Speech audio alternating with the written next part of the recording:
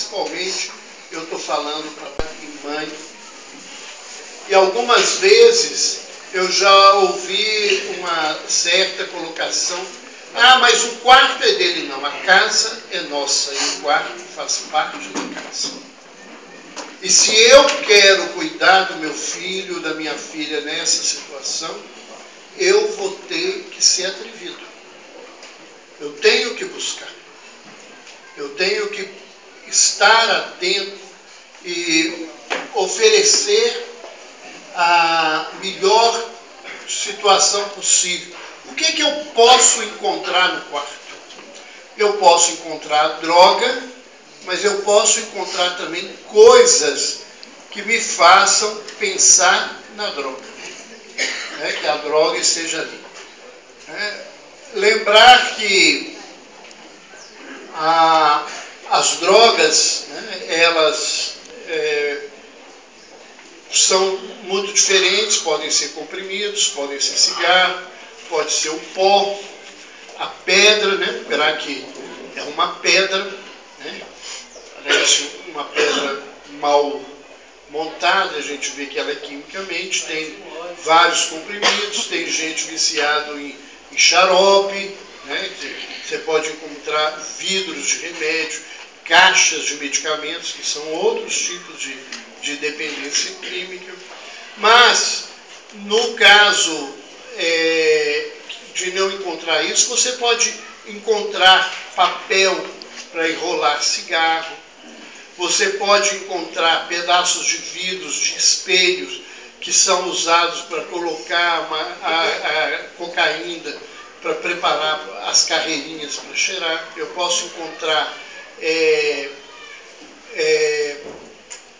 canudinhos, posso encontrar o corpo da caneta sem ter a parte com a tinta, que pode ser usada para cheirar. Posso encontrar o cachimbo, que é usado no crack. Geralmente esse cachimbo, ele às vezes é feito uma lata, ou pode ser feito inclusive com tubo de PVC, pode ser ainda, às vezes, com essas vasilhas de Yakult, que eles montam, né, esses charutos para usar. Então, nós temos que ter muito esse cuidado. Como é que a gente vai suspeitar para chegar a esse nível? Primeiro, meu filho mudou de comportamento, eu não tenho nenhuma justificativa. Ele era dócil, tranquilo, estudava, trabalhava, agora as coisas estão mudando. Ele passou, né, a ter companhias diferentes, pessoas estranhas, complicadas, que ele não traz dentro de casa. É um fato que eu preciso pensar. Ele começou a perder muita coisa, chegar em casa dizendo que perdeu a camisa, perdeu o paletó, perdeu o tênis, né? Que é quando eles começam a trocar os objetos por drogas. Se em casa começa a desaparecer muita coisa, dinheiro, objetos, é uma outra situação. No caso da maconha, por exemplo, o jovem chegar em casa com os olhos vermelhos, ou você encontrar colírios mais no quarto, que são usados para despistar o vermelho, que é um efeito, né, da maconha. Então, diante dessas questões, nós precisamos observar várias situações. Se você sair do quarto sem nada, não encontrou nada, isso não significa que o seu filho não usa drogas. Isso significa que você não encontrou nenhum vestígio que te levasse a pensar naquilo. Então nós temos que ter esse cuidado. E caso a gente encontre, o melhor é a gente ir direto e perguntar ao filho. O que é que eu estou dizendo aqui? Porque isso vira uma rede de fofoca familiar. Aí eu conto, né, dentro de casa, eu ligo para a mãe, ligo para o pai, né, que são os avós, ligo para as tias, para os amigos, conto para os outros irmãos, antes de falar para o pessoal. Isso é fofoca, né, que é uma especialidade nossa, e fofoca familiar não é diferente, como falta de ética dentro de casa é uma coisa muito complicada. Nós somos muito pouco éticos dentro das nossas famílias. A gente fala mal da família com as pessoas, a gente diz das coisas das pessoas da família que a gente não tem a permissão nem o direito de falar. Então, isso é um grande complicador. Então, nós devemos ir direto àquela pessoa da qual a gente está desconfiado. E nós vamos ver mais à frente que é para conversar, né, o porquê ela está usando aquela droga. Porque a pergunta mais comum que a família leva é: quem te deu isso ou aonde você conseguiu isso? Esta pergunta, ela pode ter até um significado num outro momento, em determinada situação. Mas a questão específica do que você precisa fazer é saber quem deu ou onde comprou, não vai mudar nada. Nada, nada, nada. Então, nós devemos ir diretos para buscarmos a situação. E uma outra pergunta que não tem muito resultado é: esta droga que eu encontrei no quarto é sua? A pergunta ótima para ser feita. Eu fico brincando que essa pergunta é assim: eu quero ser idiota, faz favor. Essa pergunta: não, mãe, essa droga é de um amigo meu que ele mandou eu guardar aqui, porque os pais dele não permitem. Essa droga é da minha namorada, isso é droga do meu namorado. Eu falo que está escrito na sua testa: eu adoro ser idiota. Então, isso é uma pergunta que eu não tenho que fazer. Se a droga está na minha casa, o problema é que a droga está na minha casa. E a grande maioria dos dependentes químicos, eles não usam droga. Não usam droga. Eles não usam. O pessoal chega para internar no hospital alcoolizado, que a gente fica bêbado com o cheiro, e eles dizem que não beberam. Tem muitos dias que eu não bebo, doutor. O cara nem pé não está ficando, ele diz que não usou. Né? A coisa é uma situação assim, eles mentem, isso é uma característica da dependência química. A mentira é uma das características da doença.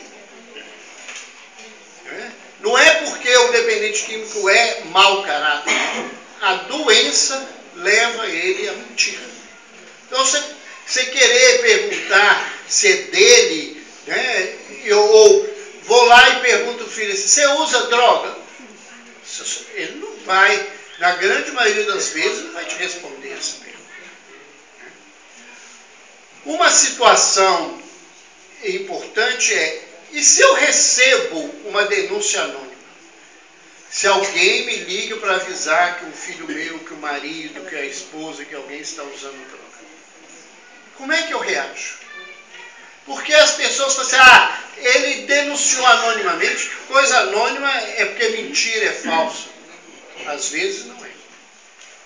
E muitas vezes não é. É porque as pessoas têm dificuldade de agir diretamente nessa situação. Então, se nós deparamos com uma denúncia, alguém nos dá algum toque sobre essa situação, a gente tem que estar atento. Passar a observar. Agir como aquela outra situação. Eu tenho que procurar na minha casa, eu tenho que vigiar a situação, né? E eu não preciso descobrir quem é que me contou isso. De preferência, eu reze o resto da vida para essa pessoa, né? Porque ela me ajudou a ter a noção que eu estou com um problema, e um problema grave dentro de casa, e eu preciso agir e atuar diante dessa situação. Então, as denúncias, elas não devem ser recebidas como alguma coisa falsa. Quando a gente tem confirmação, né, a gente descobre que um filho está usando droga, né, a gente deve conversar com ele para saber essas coisas. Desde quando? Por que você usa? Para quê? E quando você usa? Essas perguntas, elas são importantes. Porque o desde quando vai me falar, né, do tempo em que ele usa droga e a gravidade que pode ser essa situação. O porquê vai me dar uma conotação das motivações que caminham atrás dessa situação. Né? O quando, né, vai ajudar a trabalhar para evitar situações desse quando em outros momentos, para que não aconteça a mesma fato. Não fazer aquelas duas perguntinhas, né? Você usa? Ou quem é que te deu a droga? Até porque a maioria deles não podem dizer quem deu a droga. Porque se eles traírem esse segredo do tráfico, eles podem ser mortos. Então é uma situação muito complicada. Como é que lidar com esses sentimentos, né? Porque a gente fica magoado, que acha que o filho traiu a gente, tudo que a gente fez foi embora, o que valeu o meu esforço na vida. Isso não vai deixar de existir. Esses sentimentos, ficar com raiva, né, xingar, às vezes até perder esse controle que não deveria perder, a gente saber que isso acontece conosco. Não é começar a distribuir a culpa é daquele safado que separou, foi embora, deixou a gente aqui, porque essa é uma especialidade que acontece muito. Caçar culpado não resolve nada. Nós estamos diante de uma doença, diante de um problema, e a gente precisa solucionar. Nós somos muito pouco eficientes na vida, porque nós adoramos culpar as pessoas pelos nossos problemas, em todos os lugares. Não é aqui. O centro espírita não funciona porque fulano é assim, porque é isso, porque é desse jeito. A gente adora fazer o processo de culpa. E se a gente tem problema, a melhor forma que a gente tem é de resolver o problema. Está na minha mão. As outras coisas ficam para depois. Ficam para depois. E eu tenho que aprender que eu sou humano. Eu vou sentir mágoa, eu vou sentir raiva, eu vou sentir culpa. E isso vai acontecer certamente nessa situação. Mas ofender o filho não resolve nada. Você é um sem vergonha, você é uma vagabunda, preguiçosa, isso não vai ajudar. Vai só ofender. A pessoa está doente, às vezes já num processo complicado. O que vai conseguir? Ficar se culpando não resolve nada. Esse negócio de dar castigo, você vai ficar dentro de casa até melhorar. Está perdido. Está mentindo. Ou você nunca mais vai sair à noite. É uma mentira, porque as pessoas um dia vão voltar a sair à noite. Eu não te dou mais a chave do carro. Uma hora a chave vai parar na mão dele.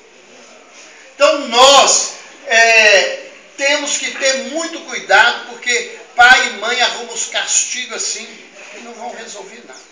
pior, eles não vão cumprir. E aí os filhos vão aproveitar essa situação, né? Porque chega uma hora que a gente cai, ele fala assim, é só esperar.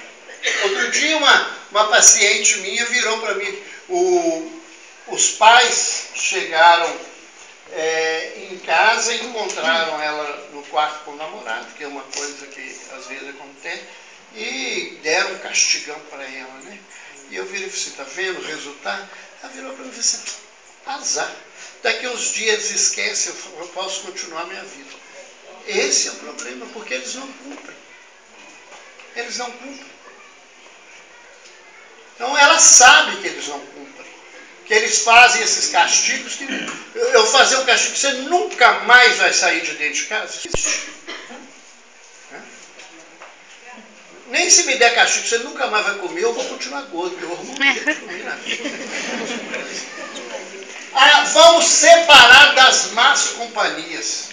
Isso é uma maior complicação, porque você sabe, você pode chegar lá na casa da vizinha e falar assim, meu filho não vai andar mais com o marginal do seu filho, e você ouvir do outro assim, mas não é meu filho que é marginal, não, seu filho é isso, é traficante, vagabundo. Você ouvir que a má companhia não é o outro, é o seu filho. E como é que a gente separa a má companhia? Igual aquele coleguinha é o primeiro aluno da turma, você vai achar que é má companhia? Todo mundo vai achar que é o melhor coleguinha do mundo, entregando maconha. É o melhor coleguinha do mundo. E se a gente for tirar as más companhias, nós somos perdidos. Tem uma cidade especial no Brasil, se tirar uma companhia, não fica nenhum. Se gritar, pega ladrão, fica um na vida. Então, que má companhia? Quem é má companhia? É o amiguinho que usa maconha com ele, ou o pai que enche a cara de cachaça dentro de casa e chega bêbado? Quem é a má companhia? Então nós temos que pensar nessas situações que isso não resolve. Ou vamos mudar. Nós vamos sair da cidade para outra cidade. Gente, hoje, há um tempo atrás, eu recebi um paciente viciado em maconha, usando muita maconha. Mora no interior bravo do norte de Minas. Nunca conheceu capital, como conheceu agora, depois que foi internado. Morava na roça, aquele outro, e era o vaqueiro do pai que levava maconha para ele. Não existe lugar hoje no mundo. Você fala assim, nós vamos mudar de... Lá em Belo Horizonte, de vez em quando, eles querem mudar de bairro. Eu falo assim, é só para droga ficar mais fácil. Né? Porque conforme o lugar que você mudar, a favela oferece até droga de melhor qualidade, o indivíduo ainda não aproveitar. Não existe essa coisa de mudar de lugar. O problema é interno, não é externo. Não é tirar o indivíduo de um lugar ruim. O problema é o indivíduo. É ele que é dependente. E você tira, um paciente meu, traficante, os pais tiraram ele do outro estado e trouxeram para morar aqui. E ele virou para mim, depois que ele recebeu alta, 15 dias depois eu fui ver, eu falei assim, como é que está aí? Ele disse, doutor, eu porque não quero usar. Porque o senhor sabe, né, doutor? Gambá cheira gambá. Ele entrou num shopping, alguém ofereceu droga para ele dentro do shopping. Então, aonde nós estivermos, aqui tem um monte de jovens que estudam e que conhecem um monte de colega na sala, independente de ser escola pública ou escola classe A, que usam droga, e ele sabe. As drogas estão ao redor. Ele às vezes não usa porque é a escolha dele, é de não usar, de não se portar. Então, esse tipo de conduta não vai mudar. Nós temos que ter atenção de não ficar colocando a responsabilidade do lado de fora. É o bairro que eu moro, é a cidade que eu vivo, é a escola que ele frequenta, é os amigos. Não, o problema é o meu filho, o problema sou eu, o problema é o meu marido, a minha mulher, as pessoas que eu tenho na vida. Um grande problema é que às vezes quando a gente começa todas as vezes que o filho usa droga, a gente castiga, ou a gente arruma um jeito de protegê-los, eles não vão crescer também. Porque eles vão achar que somos nós os responsáveis para resolver a vida deles. Eu vejo muita mãe, né, principalmente eu estou falando de mãe, né, porque as mães é que cuidam na maioria das vezes. Né, quase a totalidade dos pacientes dependentes químicos que a gente tem no hospital, quem nos procura e conversa com a gente é mãe. Os pais, né, ou eles já estão separados, ou eles escorregam, tomam chá de quiabo e escorregam na situação, quando ainda não culparam ela. Você é que é responsável, educou mal, você que tem que resolver o problema. Então, elas ficam internando os filhos o tempo todo. Né? Internar um paciente dependente químico, como muitas vezes elas fazem 10, 15 dias que elas mesmas tiram do hospital, isso não resolve nada na vida dos outros. Internar alguém que não quer tratar não resolve nunca. Nunca, nunca. Há alguns anos atrás, a aeronáutica deu uma ordem que a gente era obrigado a cumprir, que era uma situação de convênio. A aeronáutica nos deu uma ordem de manter um alcoólatra internado no hospital até que eles resolvessem que ele pudesse sair do hospital. Porque ele aprontava todas. Quando ele internava no hospital da aeronáutica em Lagoa Santa, eles punham ele no soro, ele arrancava o soro para o boteco, ele botou faca na cabeça de médico, de enfermeiro, para poder sair do hospital. Ele dava muito trabalho e ninguém conseguia resolver. Então eles resolveram que ele deveria ficar internado, e ele ficou internado 1 ano e 3 meses. 15 meses no hospital. 15 meses. Não teve contato com álcool. Ele, sem a bebida, ele era uma pessoa extremamente prestativa, era lúcido. Então, né, e a ordem era, a aeronáutica mesmo ia lá e mantinha a situação. Ele saiu do hospital. 3 dias depois ele voltou do hospital. Bêbado era um nome muito educado. Ele não era trêbado ou quadrêbado ou qualquer coisa. Ele não tinha onde dar mais bêbado. Ele bebeu desde o dia que ele recebeu. Porque ele não queria se tratar. Então, às vezes, a gente fica protegendo as pessoas, achando que nós estamos resolvendo as coisas, e nós estamos adiando que a dor, não é porque eu quero que as pessoas sofram, mas que a dor seja a mestra que fale com ele. Tem que mudar de lugar. Então, nós temos que ter muito, muito cuidado. E nós precisamos, sempre nessa situação, de ajuda de terceiros para lidar com essas pessoas. Não dá para trabalhar sozinho. Não adianta eu querer como pai que eu vou resolver sozinho. Os problemas são muito graves e às vezes são problemas médicos sérios. Então eu preciso procurar profissionais experientes, procurar gente na família que tenha mais experiência, que seja minha referência para me ajudar. Eu preciso buscar os grupos de ajuda, seja o AA, seja o NA, que é os Narcóticos Anônimos, seja o pessoal do Alanon, seja o pessoal do Amor Exigente. Esses grupos têm resultados muito importantes. São, na verdade, hoje, trabalhos com resultados diferenciados de outras situações. Então, o melhor procedimento é a gente buscar ajuda para trabalhar com essas pessoas. Nós já falamos isso, né? No perguntar quem deu a droga não vai resolver nada. Uma coisa que a gente faz socialmente é culpar o traficante. Olha, vocês conhece algum traficante que bate de porta em porta oferecendo droga? Existe alguma loja aqui em Sete Lagoas que o traficante abriu, está escrito lá, tráfico de droga para gente? O tráfico, né, ele é sustentado pelas pessoas que buscam a droga. Eles não precisam fazer propaganda, eles não precisam fazer nada, o indivíduo vai atrás dele. O traficante é um problema dentro da dependência química. Um problema sério.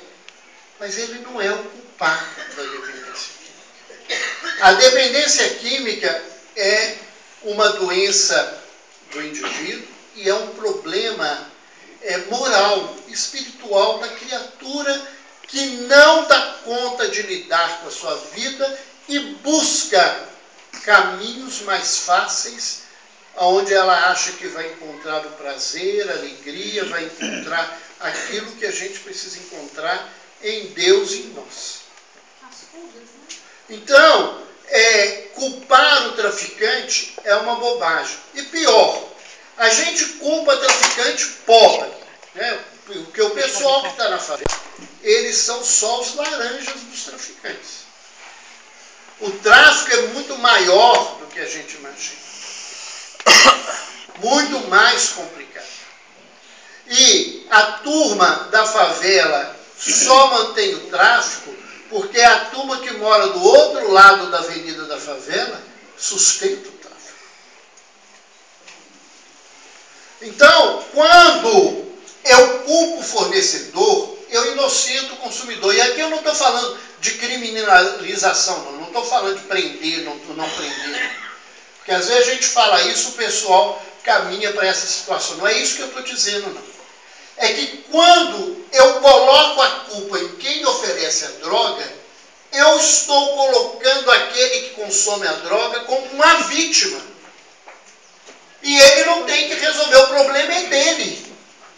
Então, eu tenho que me responsabilizar, eu sou viciado porque eu sou dependente. Não é porque o outro me vende a droga. Isto é muito importante de se pensar. Porque a seta da situação tem que ser voltada para mim. Não pode ser voltada para os outros. Se a seta for voltada para os outros, o dependente não vai resolver o seu problema. Ele vai continuar na mesma situação, na mesma complicação da vida. Porque ele tem uma desculpa. Nós adoramos profundamente, né, ter alguém que seja responsável pelos meus problemas. Por exemplo, né, o diabo é o melhor amigo que nós temos, porque ele é culpado das coisas erradas que a gente faz. E o dia que a doutrina espírita diz que não tinha diabo, nós arrumamos um pobre coitado do obsessor para ser responsável por isso. Então eu chuto a cadeira, é o obsessor que me fez chutar a cadeira. Não fui eu que não olhei, vigiei e chutei a cadeira. Né? O marido foi embora, foi o obsessor que levou o marido. Não, você que é chata, reclama o dia inteiro, fala na cabeça dele o dia inteiro. Não é isso. Né? Então, as coisas é muito fácil. E no campo da droga, se a gente abre esse espaço, a coisa é muito mais complicada. O indivíduo, ele vai usar essa argumentação para ele se sustentar. Ele vai usar essa argumentação. Né? E essa argumentação às vezes é verdadeira e forte. Ah, eu uso droga, mas meu pai bebe. O problema é do seu pai. Nós estamos falando do seu problema, da sua situação. Então, é muito fácil, né, se colocar a culpa no outro e eu não assumir a responsabilidade do que eu tenho que fazer. Roberto, tem uma pergunta. Você fez uma colocação antes aí, eu achei interessante, eu gostaria de saber, por exemplo, nos dias de hoje, né, o jovem está muito perto da droga, né? Nas festas, em família, em todo lugar, né? Então, o senhor fez uma colocação que Uns consomem, outros não, estão perto. Mas eu gostaria de fazer a pergunta seguinte, talvez até para a cabeça de alguns jovens aí. Para a gente também, toda a gente recebe ajuda, né? Como seria esse jovem que não vai se envolver ali no meio de tanta droga e ele não vai usar? Simplesmente vai falar, não vou usar? Será que ele não teria que buscar uma outra força, alguma coisa assim? O que o senhor diria para a gente? Ela está perguntando como é que fica a situação do jovem, né? Ou o que acontece com o jovem que não usa droga. Né? Nesse sentido, eu tenho que sair do lugar técnico e entrar no lugar doutrinário. Né? O que a gente percebe é que a grande maioria dos viciados vieram desse lugar. Eles são portadores de dependência química já em outras vidas. Então, ele carrega essa tendência na vida dele. E quando você não tem esse comprometimento, esse compromisso, você consegue, mesmo que você não seja uma pessoa religiosa, mas você tem uma postura moral diferenciada na sua vida, você consegue se livrar dessa situação. Dizer que a religião resolve isso, nós vamos até falar disso, ela não resolve, mas os trabalhos provam que as pessoas, os jovens, que têm uma espiritualidade, que é mais do que ter religião, não é ter rótulo, é ter comprometimento religioso na vida, eles têm menos tendência a usar qualquer tipo de droga, mesmo o álcool, o cigarro, e eles têm menor índice de dependência química em relação à população total. Mas não a questão não é o rótulo religioso, porque tem gente aí que não tem um rótulo religioso e é muito mais religioso que outras pessoas no sentido ético da vida. Então, o que acontece com esse jovem é que ele tem esse diferencial na vida e ele caminha de uma maneira diferente. Né? Uma situação importante. Né? Meu filho não quer se tratar. Então, eu abandono o filho. Nós, os pais, temos uma autoridade natural e precisamos assumir essa autoridade para ajudar os filhos. Porque quem está dependente não acha que está doente e nem quer se tratar na maioria das vezes. Então é obrigação dos pais buscar essa ajuda, que é diferente da obrigação de ficar protegendo o filho das situações, porque a gente vê muita mãe internando o filho, protegendo ele de traficante e de polícia, que não resolve nada. A hora que o problema está resolvido, elas vão lá e retiram eles do hospital. Se ele não aceita se tratar, nós temos que procurar ajuda especializada para nós. Porque isso vai virar uma doença, um problema para a família. Sistêmico. A dependência química não é uma doença, uma ilha no meio das coisas. Toda a família sofre profundamente. Então, se o outro não quer se tratar, eu vou buscar tratamento para mim. Para que eu tenha força, que eu tenha recursos, que eu possa escolher métodos de intervenção melhores. Que se eu errei ontem, para me aprender hoje como é que eu posso fazer diferente melhor. Nós temos que buscar essa ajuda. Nós temos que preparar a família inteira para ajudar no tratamento, porque vai respingar em todo mundo na família. Todo mundo. Ah, mas as crianças também. E às vezes as crianças são muito melhores para responder e reagir do que os adultos. Hoje eu não atuo especificamente nesse tipo de trabalho, mas durante muitos anos eu fazia trabalhos de confrontação com pacientes dependentes químicos dentro do hospital. Hoje tem outros profissionais que fazem isso no hospital. O que é isso? É quando o paciente diz que ele não tem problema, que ele não tem nada, que ele não usa, que ele não bebe, que ele não faz. Juntar a família, você prepara a família, para a família falar tudo que está vivendo e sentindo com eles. E numa dessas vezes, nós tivemos que atender, fazer uma confrontação com um paciente alcoólatra, e ele tinha uma filhinha de 6 anos de idade. E a mãe perguntou assim, mas ela também tem que vir? Tem, a senhora vai preparar e vai falar com ela as coisas, as situações. E na hora da confrontação, adulto, né, acho que é porque conhece muito quiabo, toma chá de quiabo e escapole. Eu falo que a senhora não vale nada, perto da senhora, eu falo assim, não, de vez em quando a senhora faz algo que não me agrada. É diferente de eu falar, a senhora não presta para nada.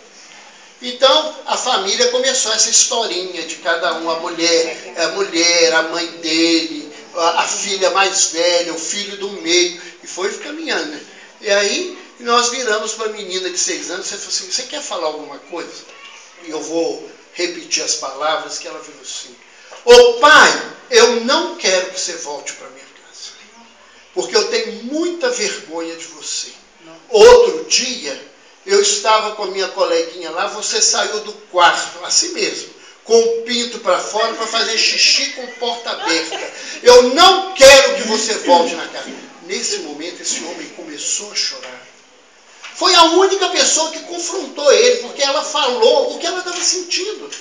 Então, às vezes, a gente acha que é ele, às vezes é essa criatura que a gente acha que não vai dar conta, é que vai resolver o problema. Porque ninguém falou, porque a história dele, isso aí era o de menos o que ele estava aprontando na casa.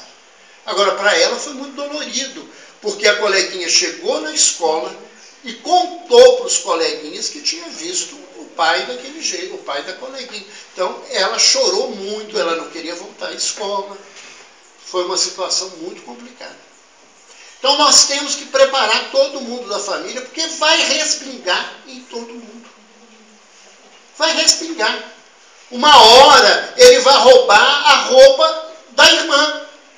Ele vai tirar o dinheiro da tia que mora na casa. Ele vai fazer alguma coisa, ele vai na casa da avó e mentir e pegar alguma coisa para fazer o uso da droga. Então, todo mundo tem que ser preparado. Não é um lugar de fofoca, é um lugar de trabalho, onde todo mundo tem que estar atento. Se acontecer alguma coisa, você fale conosco, para a gente ver o que está acontecendo, a gente averiguar, né? Se aconteceu, vamos conversar e resolver essa situação.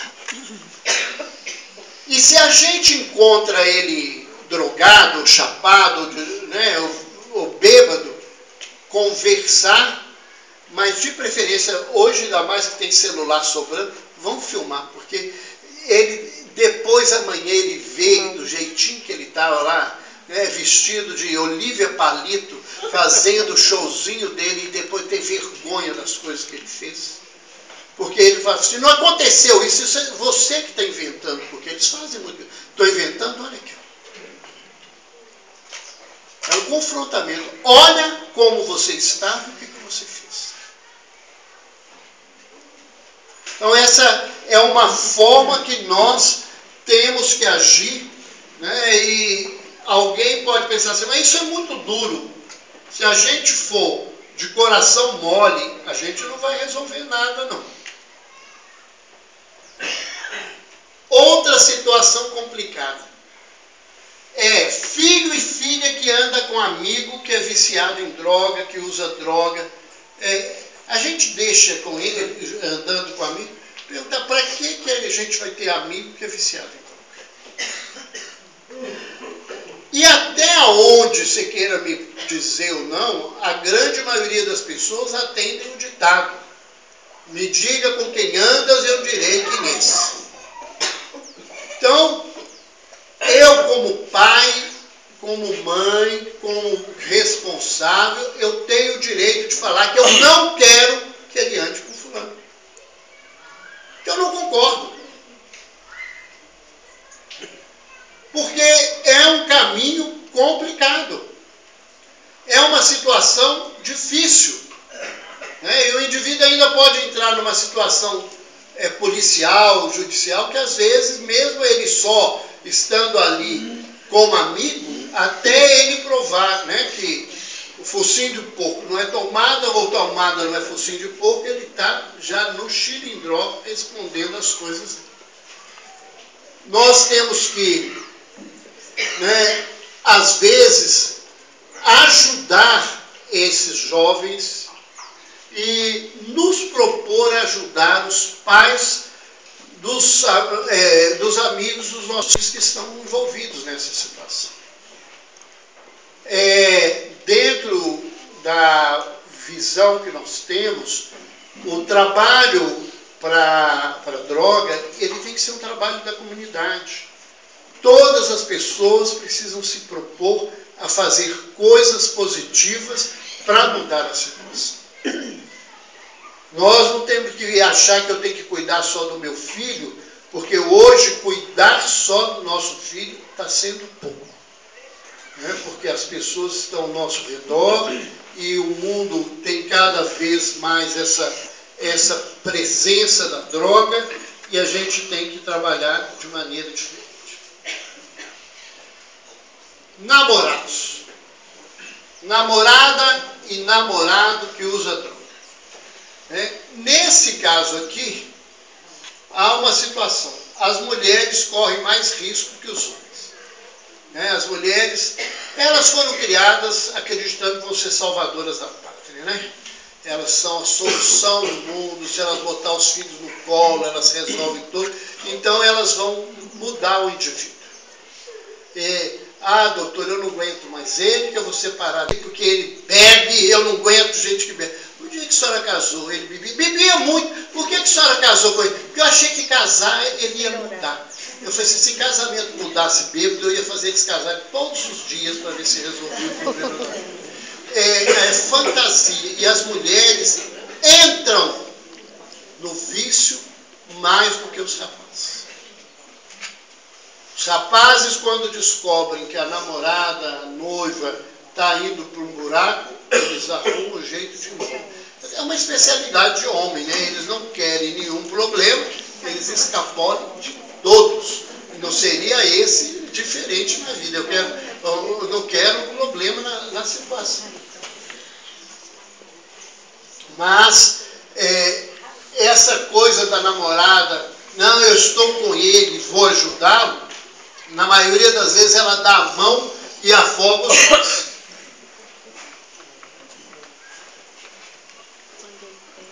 Uma outra situação e se o filho te chega e pede para usar? Para beber, para fumar. Né? Pode não chegar para pedir se eu posso fumar crack. Mas como é que você faz? Isso não é comum, mas se acontecer, é a oportunidade da gente conversar sobre isso. Conversar sobre o que acontece nessa situação. Tentar entender por que o filho quer viver esse fato, até para a gente poder ajudá-lo se a complicação na vida dele for maior. Às vezes ele tem um problema psiquiátrico e a situação não é só pela droga. Infelizmente, os pais que foram usuários de drogas, os pais que bebem, os pais que fumam, ou que fumaram, ou que beberam, eles são mais permissivos. E eu acho que aí tem essa questão também da culpa. E uma falsa ideia, eu consegui sair, ele vai sair. Cada um é um.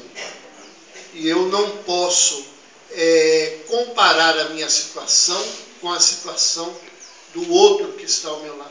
Ele não é igual a mim. E os usuários não deveriam se drogar diante dos filhos. Os pais que bebem não deveriam beber diante dos filhos. né? Os pais que fumam não deveriam fumar diante dos filhos.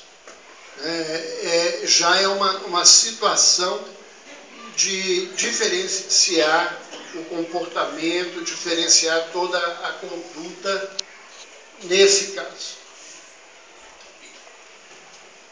Qual que é a principal ação que a gente deveria ter para trabalhar com a droga? A principal ação é, em vez de brigar com a droga, seria muito bom que a gente ocupasse os filhos e cobrasse deles resultados. Porque tem muita gente ocupando os filhos para ficar livre dos filhos. Os meninos pequenos, eu tenho agenda, eu tenho dó dos menininhos pequenininhos. Levanta às 6 horas da manhã, vai para natação. Né? Levanta, depois 9 horas tem aula de judô. Meio-dia e meio sai para a escola. Depois da aula, às 6 horas, tem futebol, essas coisas. Isso, na grande maioria das vezes, chama maneira de pai e mãe ficar livre de filho. Quando a gente vai fazendo esse monte de situação. Se nós queremos usar isso de uma maneira adequada, a gente tem que dar essas coisas e cobrar resultado. Porque é aí que tem função. Você vai para o futebol, tem que jogar futebol. Tem que ter resultado no futebol. Você vai para a aula de judô e tem que aprender as coisas, tem que crescer, mudar, tem que ter resultado. Vai para a aula de inglês, eu vou cobrar o resultado, tem que saber as coisas, porque se eu não cobrar, isso é só enrolação na vida.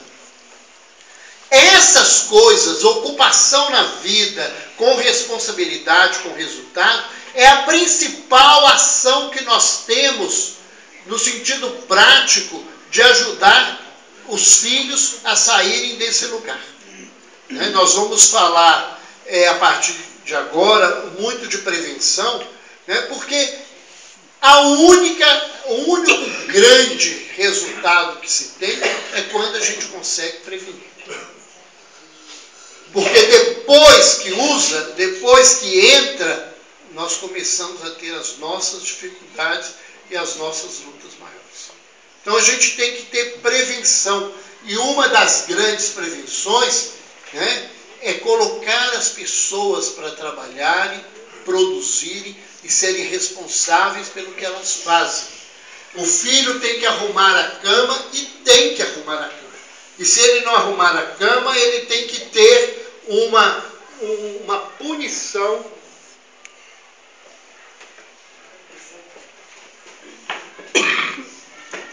Só porque eu ia bater nos meninos.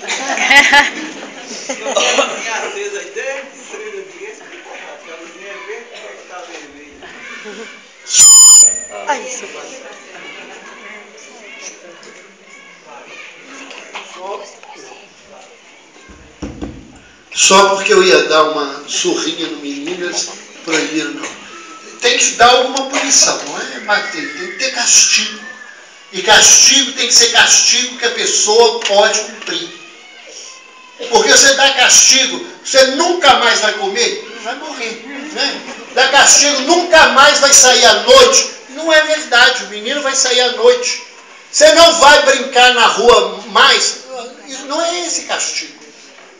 Nós temos que ter bom senso, tem castigo para menino pequeno, castigo para menino maior, castigo para adolescente, é castigo para adulto. A gente de vez em quando tem que dar um castigo para alguém, tirar cartão de crédito, fazer umas coisas da vida. Cartão de crédito. Tem castigo para todo mundo. O fato é que tem que se cobrar. As pessoas têm que ter uma ocupação, mas elas têm que dar resultado dessa ocupação. Porque é nisto que se envolve, é nisto que cresce, é nisto que modifica, e eu preciso fazer esse trabalho. Então, se a gente der essa chance para o jovem, nós vamos fazer um trabalho bem melhor. Prevenir começa a mostrar isso, que existe uma diferença no que é gostoso e no que é bom. Pudim de leite condensado é gostoso. É delicioso. Eu falo que se eu chegar do lado de lá e não tiver, eu vou voltar para cá. Quero ir onde que é lá. Sem pudim de leite condensado. Mas pudim de leite condensado, para quem é diabético, faz um mal danado. Nem tudo que é gostoso é bom. Então nós temos que ter esse cuidado na vida. Uma das questões que eu tenho que trabalhar é que algo como a droga pode ser gostoso, mas necessariamente não é bom para a vida. E os resultados que vai trazer são resultados complicados. Então eu preciso preparar o filho para essa situação e a compreensão desse fato. Como fazer para prevenir? Nós vamos mostrar os caminhos. Todo caminho é válido. Por que eu estou falando todo caminho é válido? Porque não existe hoje, cientificamente, nenhum caminho que tenha ótimos resultados comprovados para droga. Se alguém te falou que botar a pedra na cabeça e andar 200 km com a pedra ajuda, e você acha que vai poder fazer, faz. Faz o que você pode fazer. Porque dizer que é assim, assado, que é tratamento esse, que é tipo de terapia, que é tal grupo, tal... Nós não temos nenhum resultado grandioso com tratamento. Até hoje, nós enfrentamos essa situação. Resultados bons com pesquisas é assim, 40% em 6 meses. Quer dizer, de cada 10, 4 ficam abstinentes pelo menos 6 meses depois do tratamento. As pesquisas caminham muito nesse lugar. Nós temos muito pouca pesquisa de longo prazo, e as pesquisas de longo prazo, elas são extremamente decepcionantes, porque todos os tratamentos têm um baixo resultado. Então não existe um caminho certo, um lugar certo. A gente tem que buscar aquilo que a gente dá conta. Mas este recurso aqui, ele é de um valor muito grande. E eu não estou falando porque eu sou religioso, não estou falando porque eu estou numa instituição religiosa. Eu estou falando porque pesquisadores hoje no mundo, independente das crenças que têm, os trabalhos que são realizados com droga e espiritualidade mostram que as pessoas que têm uma formação ética forte, uma formação moral de integridade, de honestidade, de honra ao trabalho, de respeito à hierarquia da vida, porque respeitar a hierarquia da vida, que é uma coisa que a nossa sociedade mais jovem hoje está perdendo, a gente tem que respeitar as pessoas mais velhas. Isso não significa que ela é melhor do que eu, não. É o lugar que as pessoas... Quem veio antes, ele veio antes porque ele tem uma responsabilidade por aquele que veio depois. Pessoas que têm essa formação, pessoas que têm uma vida religiosa, jovens que têm práticas religiosas verdadeiramente, que participam, e se comprometem com a religiosidade, eles têm menos propensão a usar drogas e têm um número muito mais baixo em termos de toda a outra sociedade no fato da dependência química. Então, isto é um fator que nós temos de certeza. Nós precisamos trabalhar a questão ética e religiosa com os jovens. Então nós podemos ter aqui um monte de caminho, gente. Eu posso passar medo no menino pequeno, que isso é perigoso, tá certo? É o que eu tinha a fazer, é o que eu sei. Eu não acho que é o melhor, né? Dar informações científicas, falar sobre a questão da legalidade, o que é legal, o que não é, o risco de ser preso, o risco de coisas que complicam, oferecer princípios morais, controlar mais a vida do jovem. Isso vai resolver, mas melhora, né? Filho vai para a festa, vai voltar de madrugada, busca o filho, ou então receba o filho acordado. Você saber como é que ele voltou, né? Você, se ele vai conviver com as pessoas, procure saber a vida dessas pessoas, quem é. Se meu filho frequenta a casa de alguém, eu tenho que saber. Isto acaba com o problema? Não. Mas minora muitos problemas quando eu passo a ter esse controle. Ah, mas mãe, você é chata. Se um filho seu falar que você é chata, bate palma, porque você é mãe. Porque quem não for chata não é mãe. Mãe e pai chatos são especialidades verdadeiras de ser pai e mãe. Todo pai e mãe são chatos, porque ninguém gosta de ouvir não, ninguém gosta de limite. Então, não tem essa preocupação. Afeto, isso é fundamental, né? Não é só para droga.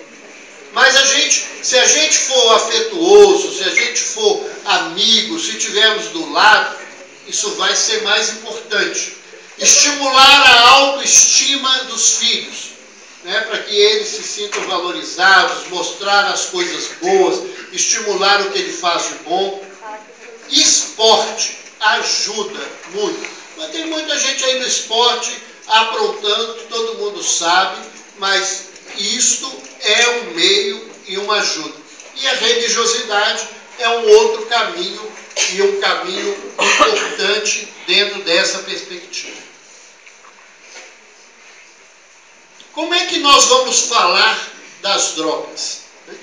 Na infância, quem tem menino pequeno, a gente tem que falar nesse sentido, que droga é ruim, que droga prejudica as coisas, que droga mata, porque isso vai fazer, né? Hoje, o índice de tabagismo diminuiu porque se trabalha muito nesse nível com criança.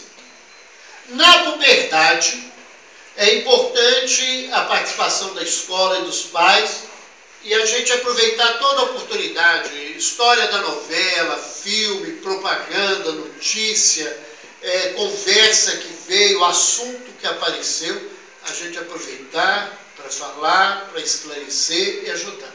E na adolescência, não adianta ficar dando lição. O jovem gosta de participar, você tem que fazer um trabalho diferente, tem que escutá-lo, tem que dividir esse assunto com ele, para que ele possa achar-se valorizado e até modificar a conduta e o comportamento a partir da sua participação nesse sentido.